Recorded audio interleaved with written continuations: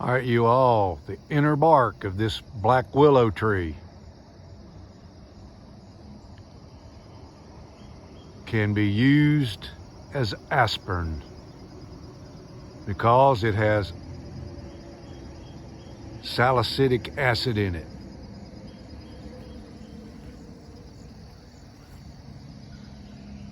This is kin to the weeping willow. Grows along the rivers.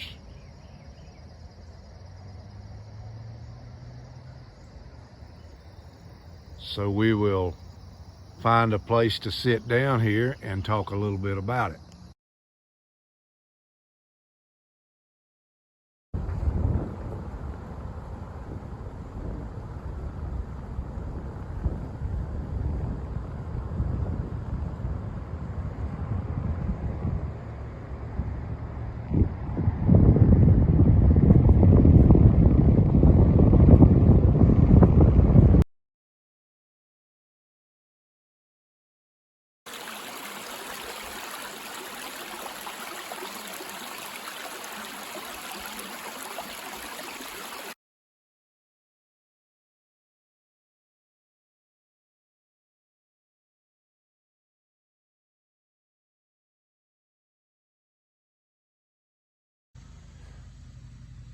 All right, you all, I'm back here in my backyard garden now. And I showed years ago, you guys, how to plant a weeping willow tree. You simply cut you a section of your tree off, about 12 inches long, drive it in the ground in a wet spot, and you will grow a weeping willow tree.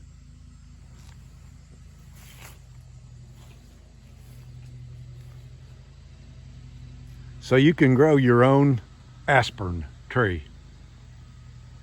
Now, can you tell the difference between a black willow and a weeping willow?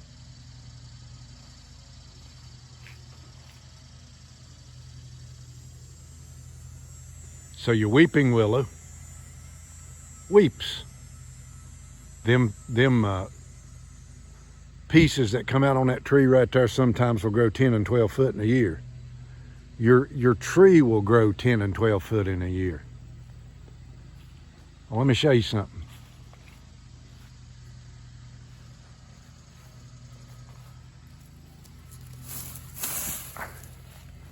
Right there is the black willow that I just had stuck up.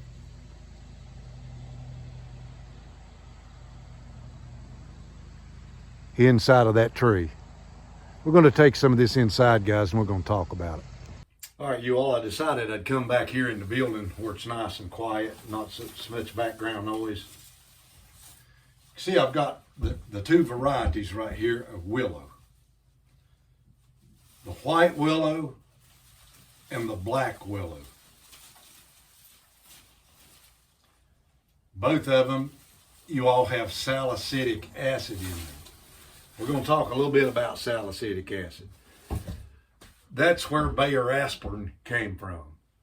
They took these trees and processed them, chemically processed them to extract the salicylic acid out of them so that they could create Bayer aspirin. Salicylic acid was used by the Romans and other armies. They would, when they were at war, and of course, people, going down to see their local doctor. I can't pronounce that particular word. Apothecary, I think, is how you say that. But that was a person who was an herbalist, and they were the doctors that knew how to use the plants of the field to, help people with the diseases that they had. So salicylic acid, you guys, the best way to use it, you can take it and you can like chew a little bit of the bark off of this, whichever one. If you're down there at the river, you can chew a little bit of this bark.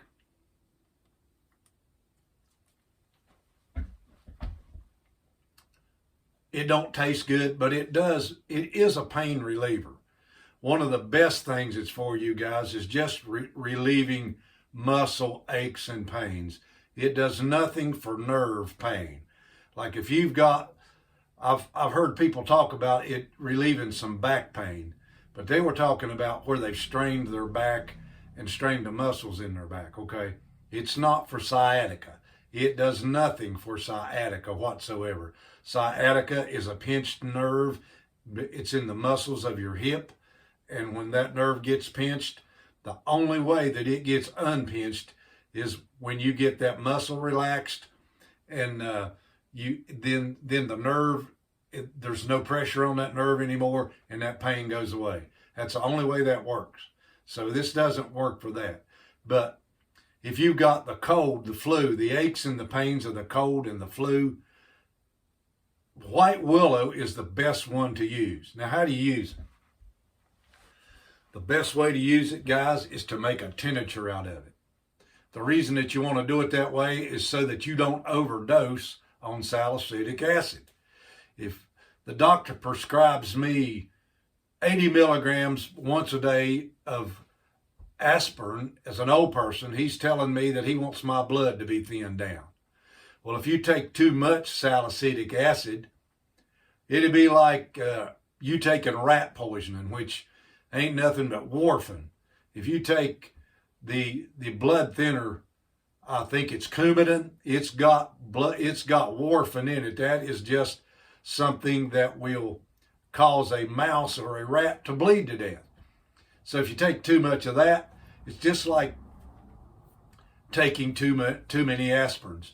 Inside, if you take too much salicylic acid, you will start to bleed out your organs. Your blood will be too thin. It will break forth or come out of your body. It'll come out the pores of your skin if your blood gets too thin. So you internally bleed to death. So you have to be careful when you're taking this stuff.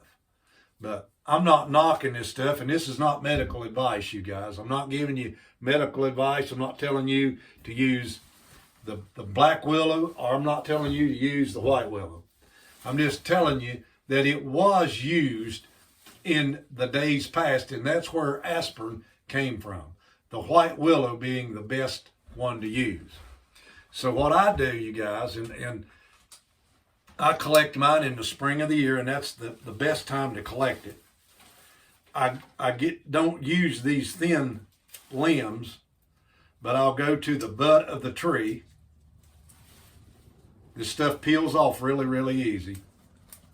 I will go to the butt of the tree, and I will just slice out a section of that tree, and it'll heal itself up. Then I will take that inner bark, which will be red, okay? It will be very red. I'll take that inner bark, I will put like, just cram a whole quart jar full of it, and then I will fill that full of vodka and let it sit there. And it will take about 3 or 4 months for you to make you a good dose of, or a quart of salicylic acid in that particular form. You use it in droplets, you guys, milligrams of it, you don't just drink it like you're taking a shot of liquor, okay? Because you don't want to thin your blood down. Too many people watch videos and listen to people. They don't have a clue what they're talking about. Too many people watch videos, and then they want to get views on their channel by telling people that they know something about herbal remedies when they've never used them. They just watch a video, and then they see somebody else got 1 million views on their video, and they go down to the creek and they grab them some up and pretend like they know what they're talking about.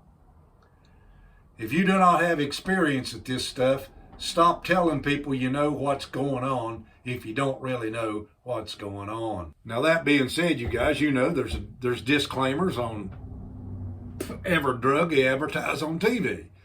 They'll advertise a drug, and that drug has got like 900 different side effects. If this happens to you, if that happens to you, if you go blind, if you go deaf, if you can't pee, you can't poop, or if you die, give us a call. We'd really like to hear from you. Them's the kind of side effects that drugs have. But people pay for them day out, day in and day out, because when you start taking that stuff, it's addictive to your body, and then your body is going to want to use it. But I'm not against good medicine. I've taken good medicine before. Antibiotics. things that get rid of infections out of your bloodstream. So I've used it before. But I'm going to show you one of the books that I use because people already are always asking me this. Peterson Field Guide. This Peterson Field Guide, guys, is for the medical plants in the central, eastern, and north central America. You can get them for the east, west, north, and south. These people are experts. These people ain't playing around. They studied this stuff, you guys, for years. Okay? Stephen Foster and James Duke. They've studied this stuff for years. They know what they're talking about.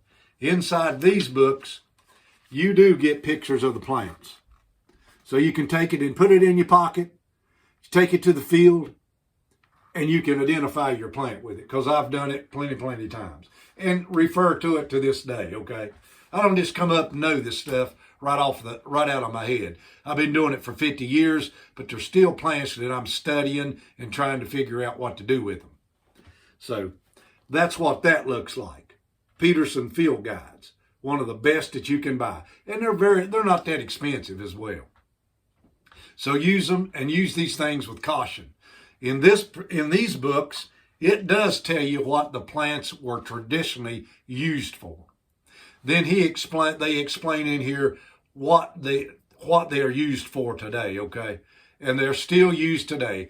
Pharmaceuticals come from the plants of the earth. Or they come from something that somebody cooked up in some lab that they probably dug out of a sewer tank somewhere. Here's how easy it is to get the bark off of these things, you guys. Just peel that stuff right off.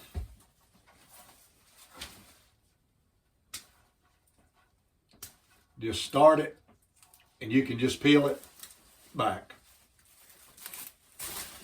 So when you're making your tincture, you take that bark. You can actually take this as well, but take your bark. Roll it up, you guys. Dry it first.